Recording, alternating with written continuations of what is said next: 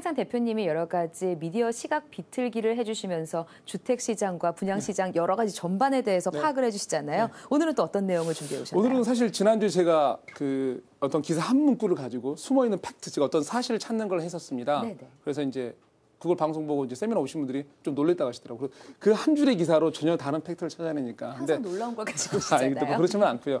근데 오늘은 어떻게 할 거냐면 네. 사실 요즘에 뉴스가 지난주에 언급했지만 요즘에 뉴스가 참 상반된 뉴스가 좀 있습니다. 맞아요. 그러니까 아까 말씀하신 대로 분양시장 너무나 뜨겁습니다. 분양시장뿐 아니라 여러 가지 부동산 다른 시장도 서서히 달아오는 느낌이 있을 정도입니다. 근데 다른 쪽 기사, 경제 전반 기사를 또 나가서 보면 이 가계부채라든가 여러 가지 또 어떤 안 좋은 뉴스들이 계속 뜹니다. 맞아. 이게 상충된다는 생각도 많이 하고 이게 어떻게 해서 그래서 사실 아까 말씀드린 대로 분양을 받으면서도 걱정이 겁나서. 옛날처럼 정말 분양 당첨되면 네. 아이 좋아라 하는데 지금은 됐긴 됐는데 약간 말아야 이심도 좀 이런 것들이 좀 그죠. 많아요. 그래서 오늘 이제 그거였어요. 제가 사실은 이제 정부에 져주시다는 게 무슨 말이냐면 정말 요즘에 정보 많습니다. 저희가 네이버 지식 뭐 포털 지식인 검색하듯이 쳐보면 나오죠. 네. 근데 이게 이제 너무 많은 정보가 있다 보니까 거기에 너무 많아서 오히려 혼란 기준을 잡기 힘들죠.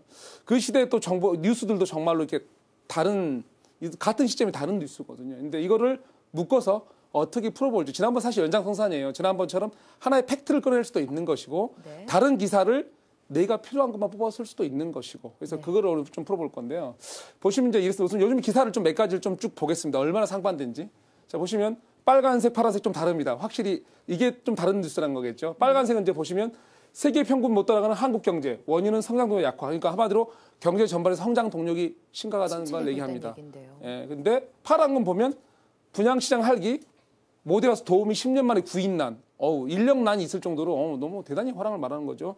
외곽 신도시가 먼저 들썩, 집값 강남. 무슨 말이냐면 예전에는 이제 들썩하면 우리가 뭐 버블 세븐 지역이니 뭐니 뭐 이런 말 안 했는데 그 이전에 이제 외곽까지도 들썩한다는 소리죠. 대단히 이제 뜨거운 반응을 보여주는데 동시에 한국 경제는 안 좋대요. 저희가 뭐 옛날에 부동산 시장에 할 때 뭐 이제 선행시장으로 주식시장이 있다는 등 뭐 여러 가지 얘기를 많이 했는데 분명히 주식이 따라간다고 금융회나 뭐 경제 따라간다는 말 많이 했는데 분명히 경제원이 안 좋거든요. 좀 다른 일 또 볼게요. 기사를 몇 개 더 좀 많이 모아봤어요. 자, 수도권 주택시장 활력, 강남은 재건축, 강북은 재개발, 급물살. 이게 이 재건축과 재개발은 주택 공급 사업입니다. 즉 이게 사업, 주택 공급 사업이니까 사업성이 안 나면 사업의 속도를 못 내요. 낸다는 소리는 뭐냐면 뭔가 활력이 있다는 소리거든요. 그런데 또 이제 저희가 다음 세대죠. 갚을 돈 늘어나는 30대 쓸 돈이 없다. 맞아요. 요즘에 사실은 이슈 문제 두려움이 돈이 없다. 노후 대비해도 돈이 없다. 자식들 취직 안 됐다. 뭐 여러 가지 문제가 이 돈이 없다는 이슈가 제일 커요. 거기에 더 있는 게 노인 빈곤. 저희가 고령화 사회입니다. 저희가 고령화 사회에서 앞으로 노인 문제는 대단히 큰 이슈가 될 건데 노인 빈곤이라는 이슈가 있고 사회적 단전, 노후 난민 시대까지 온다는 말이 나올. 이거는 매치업이 안 돼. 무슨 말이냐면 왜냐하면 매치업이 안 되냐면 부동산은 장기 투자 시장이에요. 단기만 가지고 어떻게 얘기할 상황이 아닌데 이게 지금 장기 이슈가 좀 안 좋다는 얘기라는 거죠. 마지막 한 번 더 볼게요. 보면 이제 주택거래 급증, 부동산에 돈 몰리는데 유통업계는 돈 경매 경화. 무슨 말이냐면 자 부동산에 돈이 몰립니다. 사실 제주도 시장이 그런 토시장이었습니다. 많은 중국인들이 투자해서 분명히 부동산 가격이 올랐고 돈은 들어와 있습니다. 그러나 중국 분들이 어떤 이제 매매를 다시 할 때도 한국에 투자를 안 쳐. 자기만의 시장을 투자하니까 돈이 돌질 않아요. 고용 인원도 중국인을 고용하죠. 그러다 보니까 돈은 들어와 있는데 돌지 않는.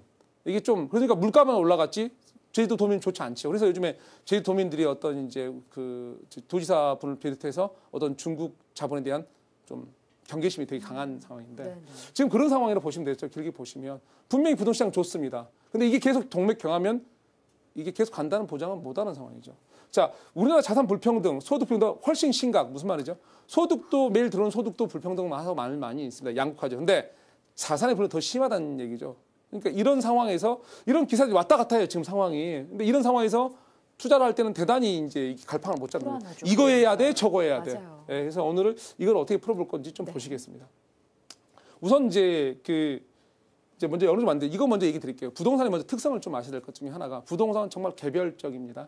이제 이거 먼저 나와버렸는데 잠시만요. 지금 제가 할 게 이제 먼저 어느 쪽이 맞는지 얘기할 건데 오늘 개별성 얘기를 좀 더 많이 할 겁니다.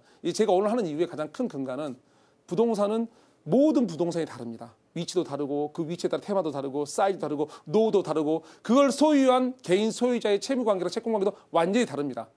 그게 개인사고 여건이기 때문에 되게 다른 문제인데 그걸 아시면서 이제 들어가야 되거든요. 자, 보시면 어느 쪽이 맞는지 이게 중요한 게 아닙니다. 제가 오늘 할 얘기는 아까 말대로 이런 기사가 있고 다른 기사가 있습니다. 이거를 어느 게 맞는지 많은 분들이 싸우십니다.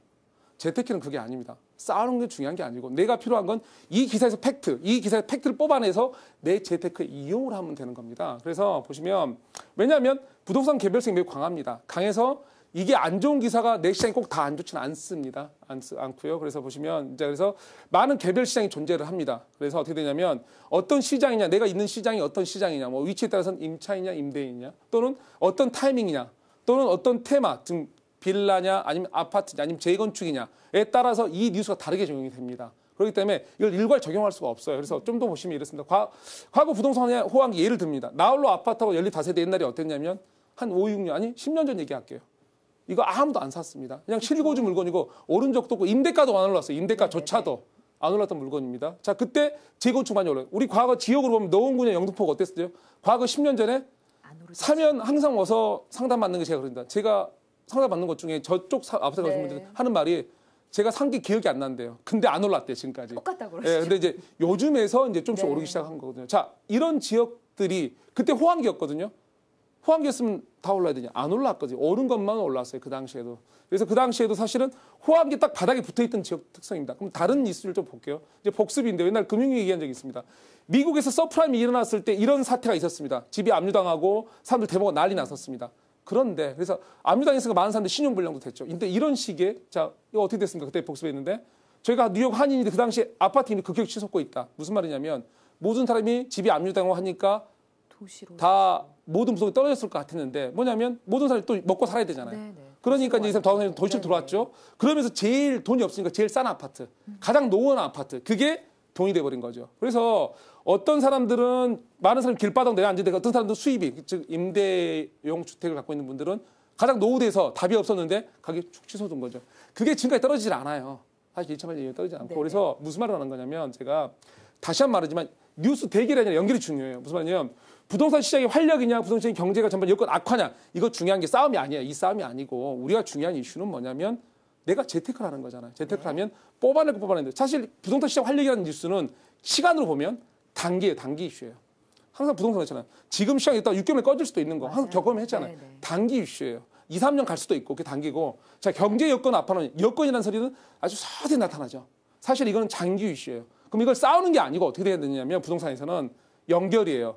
자, 단기 때 내가 어떤 시장에 따라서는 지금 단기 이슈가 이러한데 이 단기 이슈가 가장 영향이 강한 거는 뭐 아파트 시장이면 아파트 접근 시장을 봐야 될 것이고 임차인 쪽에 봐야 되는 다른 시장을 봐야 되는 거죠. 장기적으로 봤을 때는 아 그러면 이런 악화가 준비돼야 되니까 아 이렇게 대응을 어떻게 치고 빠지게 해야 이런 작전을 세우면 되는 여기서 뽑고 저기서 뽑고 연결하는 게 중요한 거지 싸움 이런 거 필요 없어요. 왜 이제 재테크 제일 오늘 중요한 이건 파도타기인데요. 제가 지난번에 몇 번 파도타기 얘기를 했어요. 인생하고 파도타기인데 파도 서핑대 하는 얘기가 똑같은 점이 파도는 우리가 만들 수 없다는 거, 외부에서 온다는 거고 기다린다는 거 뭐 여러 가지 있었는데 사실은 파도타기거든요. 왜냐하면 어느 쪽 다시 한번 어느 쪽이 맞는 거 중요한 게 아니에요. 이건 중요한 게 절대 아니고 우리가 필요한 것만 뽑으면 되죠. 재테크는 파도타기고 그다음에 파도가 짧을 수도 있고 길 수도 있습니다. 그럼 길게 타면 돼요. 짧으면 짧게 타면 돼요. 또 지역이 또 달아서는 우리가 해변가가 어떻게 되냐에 따라서 파도가 오더라도 달라요. 먼 쪽에서 오는 파도는 똑같이 오는 건데 받아들인 쪽이 다르거든요. 그래서 내가 오는 지역이 어떤 거에 따라서 다른 게 그래서 파도 타기가 재테크하고 되게 비슷해요. 사실은. 되게 비슷하게 많아요. 좀 더 가보면 그래서 나를 기준으로 파도는 다르게 온다. 이게 무슨 말이냐면 자 기준을 잡으실 때 뉴스는 이런 혼재된 뉴스가 있어요. 그걸 그대로 받아들이지 마시고 내 기준을 거기서 찾지 마시고 내 상황의 기준을 잡으세요. 잡으시고 내가 어떤 시장에 있는지 어떤 포지션 임차인, 임대인 아니면 뭐 아파트 임차인 뭐 이렇게 다 다르겠죠. 그래서 기준을 잡아야 돼서 내가 지금 어디 있는지가 대단히 중요해요. 그리고 더 나아가서는 무엇을 타고 있는지 이게 무슨 말이냐면 내가 갖고 있는 게 이제 임차인 아니면 큰 사이즈냐 이거 더 말하는 거고 그 다음에 빌려 탔는지 아니면 이걸 내 것인지 아니면 더 나아가서 남은 연료 이렇게 총탄이죠. 내가 내 소득 수준이 이거를 커버할 수 있는지 아닌지 왜 단기 시장인데 갑자기 뭐 투자 시장 같은 게 확 갔다가 내려갈 수도 있거든요. 총알 여력이 없으면 돈 못 벌어요. 아무 그 시장 좋아도 즉 이런 거를 내 기준에서 따져 본 다음에 가는 게 시장이에요. 기사대로 받아들이지 마세요. 그래서 이제 내 기준 잡고 그래서 마지막 보면 왜 파도에 보면 이제 판도는 만들 수가 없죠. 아까 말씀드렸죠. 그리고 틈새 시장을 찾아가는 거죠. 왜냐하면 재테크라는 거는요. 경기가 오르는 데는 이게 중요한 게 아니고 시장을 찾는 거예요. 나한테 맞는 시장, 틈새인 시장. 왜냐면 항상 시장은 존재해요.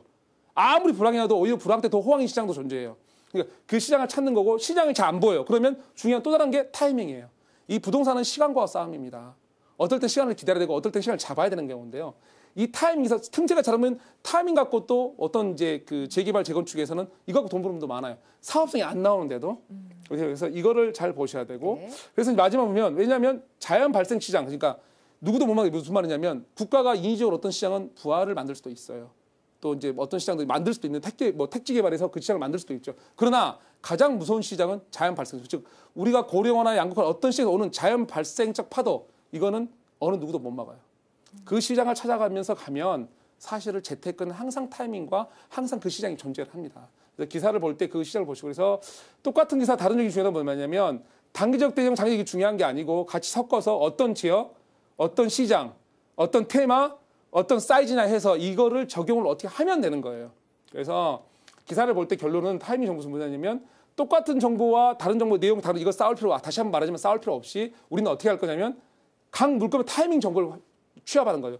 여기서 정보 빼고 여기서 정보 빼서 연결을 해서 아 내가 있는 시장 포지션 여기니까 나는 어떤 면에서 방어를 해야 되고 아니면 내가 갖고 있는 총탄이 이건데 재테크 시장을 보고 싶은데 뭐 강남 재건축만 꼭 답이 나오는 건 아니거든요. 다른 시장이 보일 거예요. 그때 타이밍 정보죠. 왜? 단기 이슈, 장기 이슈. 왜? 시간과 싸움이니까 치고 빠지게 되니까. 아 그래서 아 이거는 몇 년 보유했다가 아 3년에 팔아야 되겠구나. 이런 정보를 뽑으면 되는 거지. 제발 제가 이거 많이 봐요. 누가 맞네, 당신이 맞네, 내가 맞네. 싸우지 마세요.